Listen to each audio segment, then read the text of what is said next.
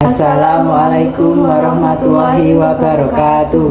Perkenalkan, nama saya Ibnu Mariti dari 11 Kuliner 2, nomor absen 17. Dan saya Prinsesa Eugenia, nomor absen 24, kelas 11 Kuliner 2. Langsung saja kita ke pembahasan sengketa Blok Ambalat. Blok Ambalat yang secara geografis langsung berbatasan langsung dengan negara Malaysia dan kaya akan potensi sumber daya alam menjadikan Blok Ambalat menjadi rawan konflik. Penelitian bertujuan untuk mengetahui dasar hukum Malaysia untuk melakukan klaim atas sengketa kepemilikan terhadap Blok Ambalat, kesesuaian klaim Malaysia terhadap perbatasan Ambalat sesuai dengan UNCLOS 1982. Cara penyelesaian sengketa antara Indonesia dan Malaysia di perbatasan wilayah Ambalat menurut UNCLOS 1982, dan untuk mengetahui langkah-langkah hukum yang dilakukan Indonesia dalam menghadapi klaim Malaysia atas perbatasan Ambalat. Metode dalam penelitian ini berupa penelitian yuridis normatif dengan pendekatan undang-undang dan latar belakang sejarah. Dari hasil penelitian menunjukkan bahwa wilayah Ambalat yang diklaim Malaysia adalah milik Indonesia berdasarkan ketentuan Konvensi Hukum Laut Internasional tahun 1982. Karena Indonesia adalah negara kepulauan, Malaysia hanyalah negara pantai biasa yang hanya dibenarkan menarik garis pangkal normal dan garis pangkal lurus apabila memenuhi persyaratan-persyaratan. Latar belakang sengketa Blok Ambalat. Indonesia yang merupakan negara kepulauan memiliki batas wilayah laut berdasarkan pada UNCLOS 82 atau HUKLA 82 yang selanjutnya diratifikasi oleh pemerintah menjadi Undang-Undang Nomor 17 Tahun 1985.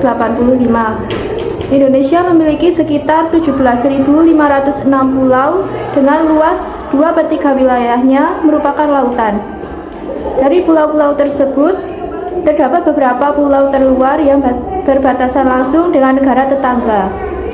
Berdasarkan survei base point yang dilakukan Dishydros TNI AL dalam menetapkan batas wilayah dengan negara tetangga, saat ini terdapat 183 titik dasar yang berada di 92 pulau terluar.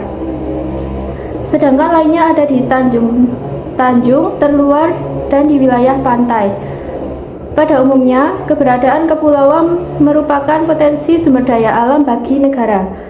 Dari berbagai potensi sumber daya alam tersebut adalah Blok Ambalat.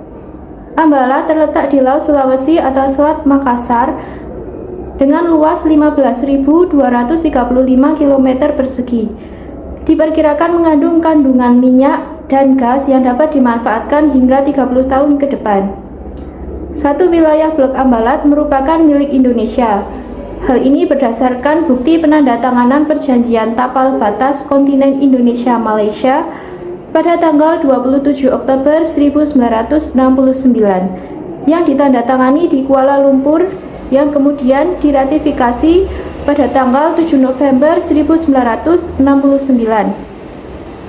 Hal inilah yang menjadi dasar hukum bahwa Blok Ambalat berada di bawah kepemilikan Indonesia. Penyelesaian sengketa Blok Ambalat antara Indonesia dan Malaysia menurut hukum internasional harus dilakukan secara damai. Penyelesaian sengketa perbatasan di wilayah perairan berbeda dengan daratan yang lebih mudah menentukan batas-batas wilayahnya. Namun, sengketa tersebut harus diselesaikan dan tidak berlarut-larut, sehingga menjadikan masalah sengketa Blok Ambalat makin sulit diselesaikan secara damai. Penyelesaian dari sengketa Blok Ambalat. 1. Perundingan bilateral. Langkah ini memberi kesempatan kepada masing-masing negara untuk menyampaikan argumentasinya terhadap wilayah yang dipersengketakan Namun bagaimana jika mencapai kesepakatan damai?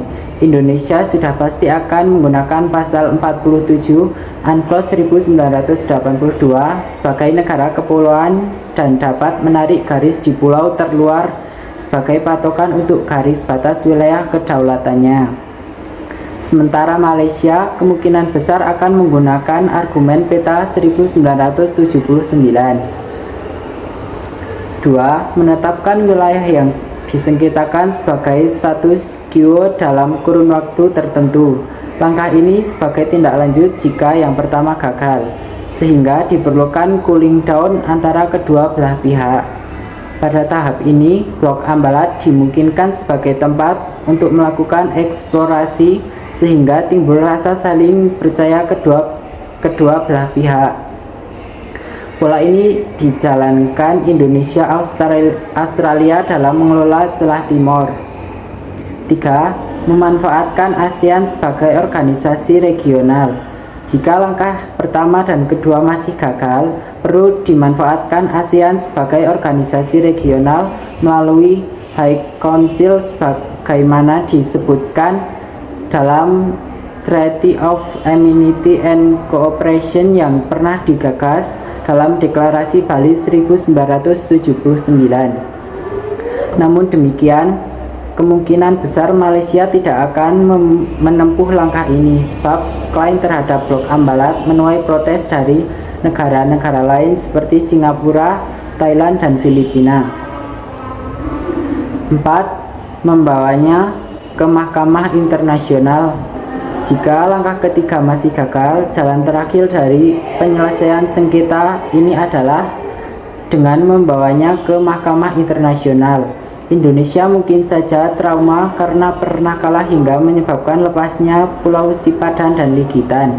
Namun dalam kasus Blok Ambalat dan juga wilayah lain, jika memang Indonesia mampu menunjukkan bukti-bukti yuridis serta fakta lain yang valid dan kuat, tentu tidaklah mustahil Indonesia akan memenangkannya. Yang dikaji dengan seksama pasal-pasal yang ada di UNCLOS 1982 sebenarnya cukup menguntungkan Indonesia. Bukti sejarah berdasarkan kajian ilmiah, Blok Ambalat masuk dalam wilayah Kalimantan Timur, bagian dari Kerajaan Bulungan. Itu berarti Indonesia berpeluang besar menyadarkan Malaysia kalau selama ini klaim terhadap kepemilikan Blok Ambalat sesungguhnya salah. Sebagai pelajar, saya memiliki beberapa tanggapan dan komentar terhadap kasus ini.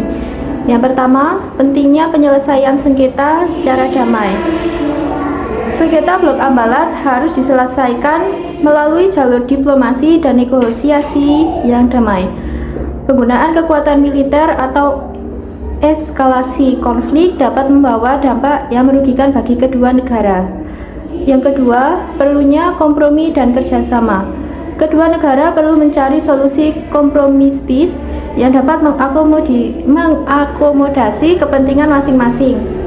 Kerjasama bilateral dalam pengelolaan sumber daya alam di Blok Ambalat dapat menjadi alternatif yang saling menguntungkan. Dan yang terakhir, pentingnya menjaga stabilitas kawasan. Sengketa Blok Ambalat memiliki implikasi geopolitik yang luas di kawasan Asia Tenggara. Penyelesaian sengketa secara damai dan konstruktif dapat menjaga kestabilitasan dan keamanan regional. Sekian penjelasan materi dari kami. Kami akhiri. Wassalamualaikum warahmatullahi wabarakatuh.